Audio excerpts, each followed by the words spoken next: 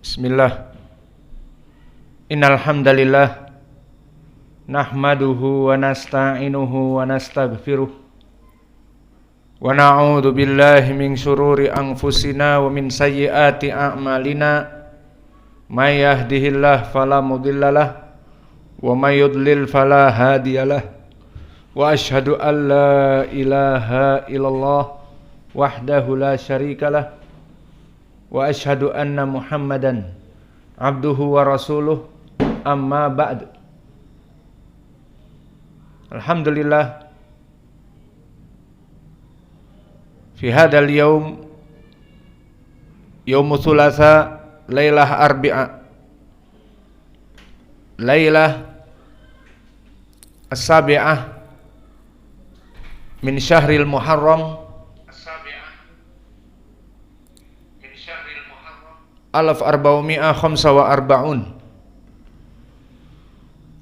Fa fi hadhihi lailah mazilna fi darsina fi kulliyatil aqidah fil bab ats-tsani min kitab al-akhbar as-sahihah fi sifati ru'yatillah fil akhirah. Wa fi hadzal waqt insyaallah sanashrah min haditsain. Al-hadithul awal fil Bukhari wa qad intahayna wal hadithu tsani fi kitab sunnah li Abdullah ibn Ahmad, walakin qabla hadha falyatafaddal li ikhwanina an yusammi al-matan barakallahu fikum.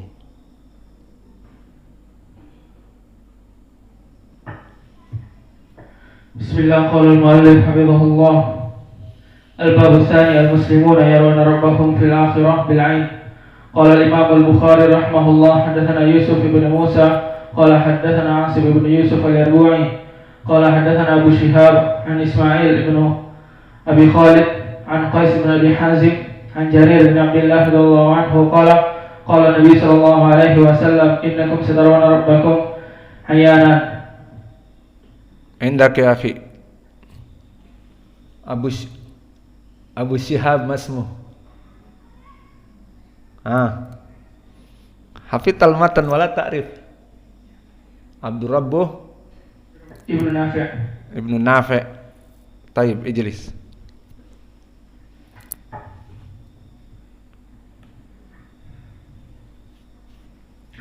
Qala Malik rahimahullah al-bab ats-tsani muslimuna yarabbuhum fil akhirah bi'aini. قال الإمام البخاري رحمه الله حدثنا عاصم بن يوسف حدثنا يوسف بن موسى حدثنا عاصم بن يوسف اليربوعي حدثنا أبو شهاب عن قيس بن أبي حازم عن جرير بن عبد الله عن إسماعيل بن أبي خالد عن قيس بن أبي حازم عن جرير بن عبد الله قال النبي صلى الله عليه وسلم إنكم سترون ربكم عيانا. عندك يا أخي عاصم ابن يوسف في أي طبقة؟ طبقة الثامنة. طبقة العاشرة. Wa Yusuf ibnu Musa العاشرة. Yani kilahuma sawa. Baik. Bismillah. Kita masuk kepada hadis yang kedua.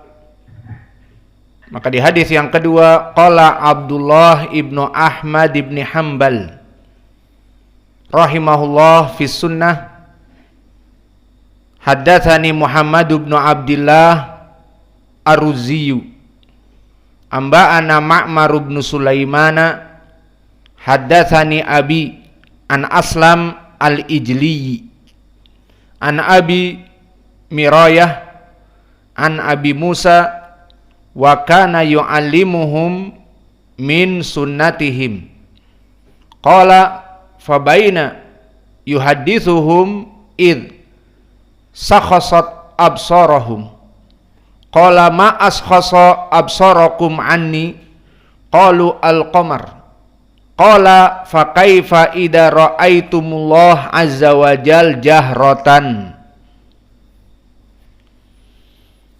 Maka hadis yang akan kita bahas sebagai pendalilan di bab yang kedua dan hadis yang kedua diriwayatkan oleh Abdullah ibnu Ahmad ibni Hanbal. Maka dia adalah Abdullah ibnu Ahmad ibnu Muhammad ibnu Hanbal Asy-Syaibani, Kunyahnya Abu Abdurrahman walad al-imam. Man imam huna? Imam Ahmad ibnu Muhammad ibnu Hanbal. Maka Abdullah barakallahu fikum, dia hidup fi tabaqah atsaniyatu asyrata. Dia hidup di tabaqah yang ke-12. Dan tabaqah yang ke-12 adalah dari murid-muridnya Imam Al-Bukhari. Imam Al-Bukhari di tabaqah yang ke-11. Maka mereka adalah kelompok sigor al-akhidin an itba at-tabi'in. Kelompok yang paling kecil usia-usia mereka yang mengambil dari itba at-tabi'in. Seperti Imam At-Tirmidzi di zaman Abdullah ibnu Ahmad adalah Imam At-Tirmidzi dari muridnya Imam Al-Bukhari. Adapun Abdullah di sini derajatnya bisa kita katakan di atas derajat thiqah. Seperti dikatakan oleh Abu Bakar Al-Khatib Al-Baghdadi di Tarikh Baghdad, kana thiqatun sabtan fahman, bahwa dia rawi yang thiqah, sabt, kuat hafalannya, fahman, sangat faham, cerdas. Dan begitupun Abbas Ad-Duri yang biasa meriwayatkan dari Yahya ibnu Ma'in, yang derajatnya bisa dikatakan murid dari Imam Ahmad juga, murid dari Imam Yahya ibnu Ma'in. Kuntu yauman inda Ahmad ibn Hanbal, suatu hari aku duduk bersama Imam Ahmad. Fadakhala ibnuhu Abdullah, maka masuk anaknya Abdullah ibnu Ahmad ke majelis bapaknya. Faqala li Ahmad, maka berkata Imam Ahmad, ya Abbas, wahai Abbas, inna Aba Abdurrahman qad wa'a ilman katsira, bahwa Abu Abdurrahman, siapa kunyah untuk Abdullah, telah mulai mempunyai ilmu-ilmu yang banyak, sudah mulai belajar. Dan itulah murid-muridnya para ulama, belajar dari usia kecil. Maka usia kecil lebih baik untuk disibukkan dengan belajar, menuntut ilmu, menghafal Al-Quran, menghafal hadis. Dan kita dulu, qadarallah masya fa'al, waktu kecil kita sibuk di senior high school, junior high school. Alhamdulillah. Maka alhamdulillah anak-anak kita hidup di pondok pesantren dan mereka menghafal Al-Bukhari dan Muslim dan menghafal Al-Quran dan menghafal dari mutun-mutun. Maka ini adalah kenikmatan yang besar. Maka kita bersyukur kepada Allah, anak-anak kita belajar di sini, dan rasa syukur itu wajib bagi kita agar Allah menambahkan kenikmatan dengan mudah kepada kita ilmu-ilmu, dan dengan mudah kita menuntut ilmu. La in syakartum la azidannakum. Namun awas jika tidak disyukuri, di mana kalian di sini belajar buang-buang waktu, belajar banyak ngobrol, belajar banyak jalan-jalan kemana-mana, maka kalian tidak bersyukur atas nikmat Allah. Bisa jadi Allah haramkan dengan mudah dari tempat ini. Apa saja. Bisa jadi bapak kalian memanggil kalian, ataupun ada sesuatu yang terjadi sehingga diharamkan kalian dari belajar. Kenapa? Karena tidak bersyukur. Dan berapa dari para tulabul ilm keluar dari menuntut ilmu dikarenakan kasus, misalnya kasus pencurian, kasus perkelahian, kasus apa saja. Dan itu dengan mudah Allah mudahkan untuk tidak menuntut ilmu. Maka syukurilah kalian di mana kalian dalam keadaan menuntut ilmu, dan rasakan bagaimana orang tua kalian di sana yang membanting tulang untuk mencarikan uang jajan kalian, karena di sini kita gratis. Dan begitupun rasa rindu mereka. Ini si Ucok sudah setahun gak pulang. Dunia sempit rasanya gak ada si Ucok. Rumah nih kayaknya sepi. Si Butet kasihan main-main sendiri. Iya, orang Medan kayak gitu. Al-muhim, syukuri nikmat ini sehingga kalian terus-menerus diberkahi ilmu.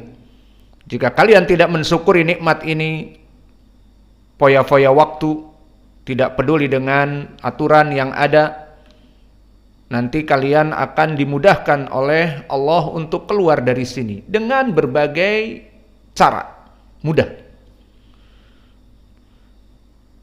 Maka Imam Ahmad mendidik anaknya Abdullah sampai menjadi imam besar, dan dikatakan oleh Imam An-Nasai thiqatun, dan begitupun dikatakan oleh Ad-Daruqutni thiqatun nabilun, maka dia adalah thiqah yang nabil, yang cerdas. Kemudian berkata Imam Abdullah bin Ahmad, haddatsana Muhammad bin Abdullah Ar-Ruziyu. Maka Muhammad bin Abdullah asya fi tabaqah al-ashirah, maka dia hidup di zaman bapaknya Imam Ahmad. Imam Ahmad hidup di zaman tabaqah yang ke-10. Maka di sini dia sezaman dengan bapaknya Imam Ahmad dan Affan ibnu Muslim dan Musaddad ibnu Musarhad dan Abil Yaman dan guru-gurunya Imam Al-Bukhari yang lain, satu level dari segi usia.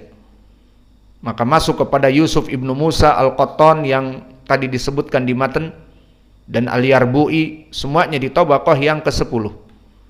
Adapun derajat dari Muhammad ibnu Abdullah Ar-Ruzi thiqah, maka telah disikohkan oleh para ulama.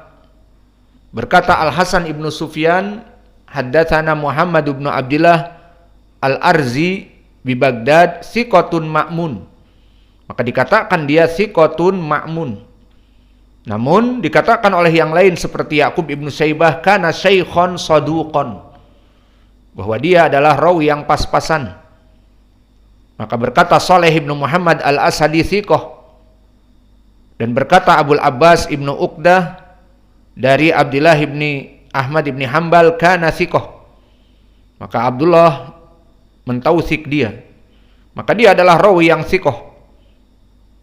Ucapan dari Yaqub ibnu Syaibah mengatakan dia saduq, turun dari derajat thiqah.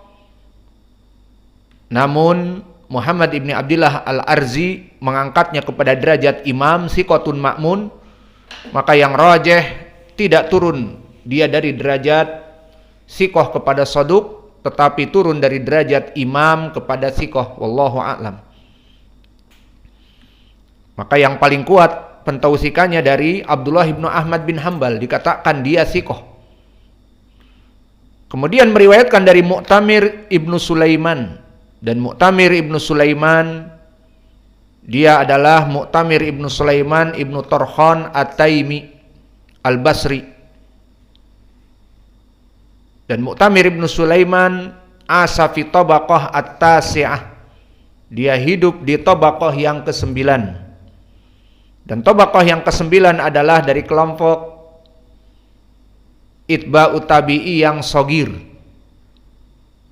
itba' tabi'i yang kecil, seperti Yazid ibnu Harun dan Imam Asy-Syafi'i dan Abdul Razak ibnu Hammam As-San'ani, wal Husain ibni Ali ibni Walid dan Abu Daud At-Tayalisi,